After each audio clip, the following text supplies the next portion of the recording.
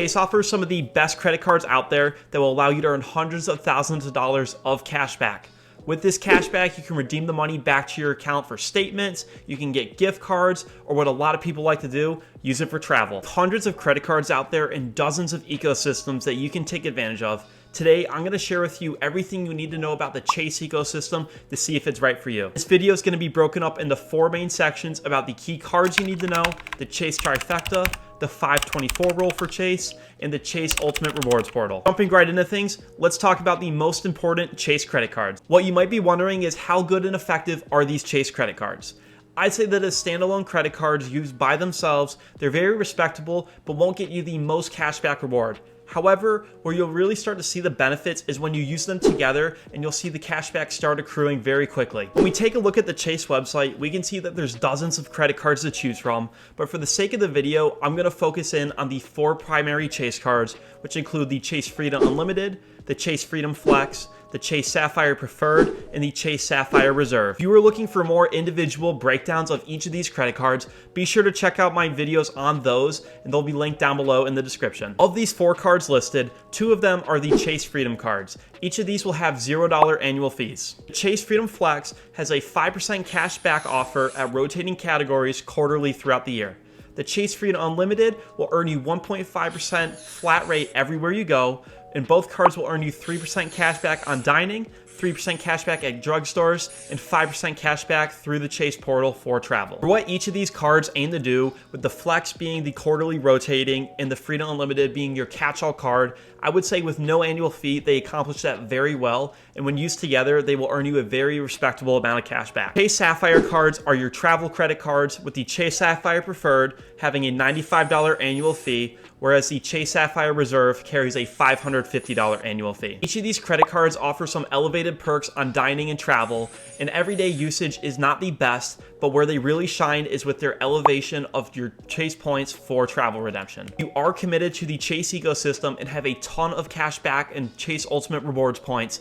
Each card will allow you to maximize your points there when used for travel especially. The reason I say this is because the Chase Sapphire Preferred, the lower end card, will allow you to get 25% additional value on every point you use in the Chase portal when redeemed for travel.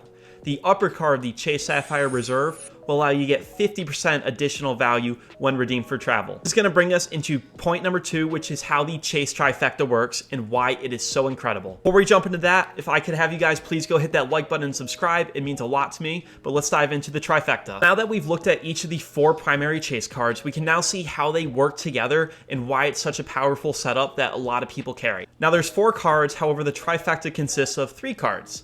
These cards can be the Freedom Unlimited, the Freedom Flex, and one of the 2 Chase Sapphire cards. The reason this is so powerful is because it allows you to hit every single spending category and make sure that you're earning the most cash back depending on wherever you spend. Let's take a look at an example. Let's say that I'm going out spending at each of my categories, and the Chase Freedom Flex can earn me 5% cash back on groceries for a specific quarter. Well, I can use that to get my 5% guaranteed cash back. I can use my Chase Sapphire card to earn me 3 times points back on my dining.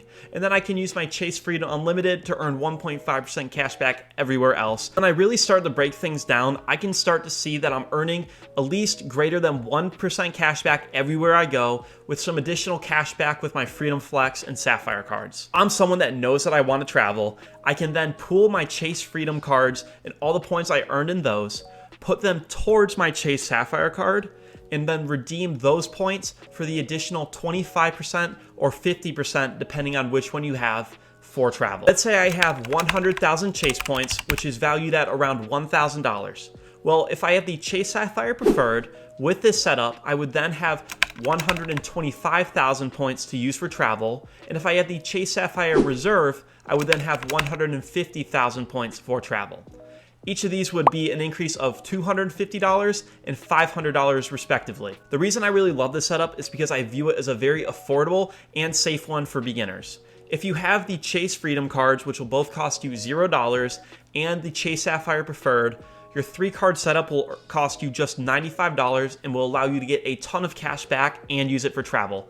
It's not a super complicated setup, and the Trifecta is absolutely fantastic. So you might be wondering, what's the catch? And the only one that I can truly say is a catch is with the Chase 524 rule. Put it simply, This 524 rule essentially means that if you apply for 5 or more credit cards in the past 24 months, you will not be able to get a Chase credit card. You will essentially be outright rejected. So if you are looking for one of these credit cards and want these set up, you'd have to prioritize getting these Chase cards without going for many other credit cards out there. Let's say that I've applied for 1, 2, 3, or 4 credit cards in the past 2 years, then yes, I would be able to go get a Chase credit card. However, this setup will take time as it is hard to avoid that 524 rule when you're building with 3 credit cards. Now, this rule is unofficial. However, it is commonly accepted in the credit card community for Chase.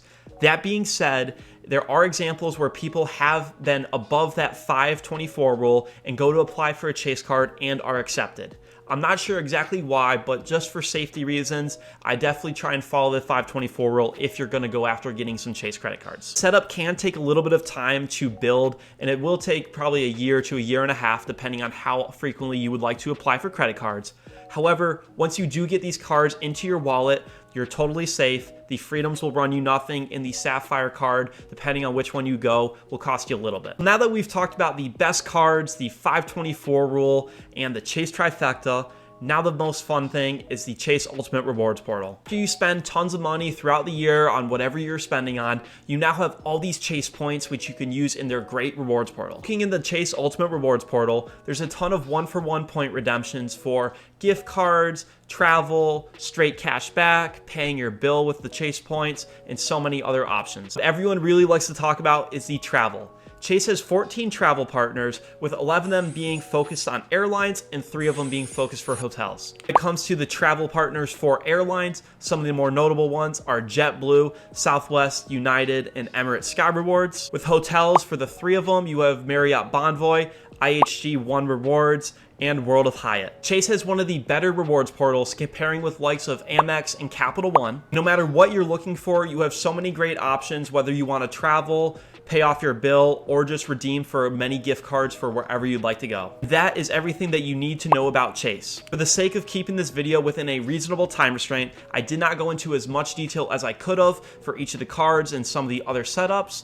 I'd recommend checking out some in-depth reviews for each of those. I have those on my channel, linked down below, as well as an in-depth review on the Chase Trifecta, which will help you set up your cards. If you're a credit card rookie or a veteran, I think that the Chase Trifecta is a fantastic card setup, and Chase cards are great to carry in your wallet as they offer so much versatility and cashback. As always, thank you guys for watching the video. If you could please go comment, like, and subscribe, it really goes a long way in growing the channel. I'll see you guys in the next video.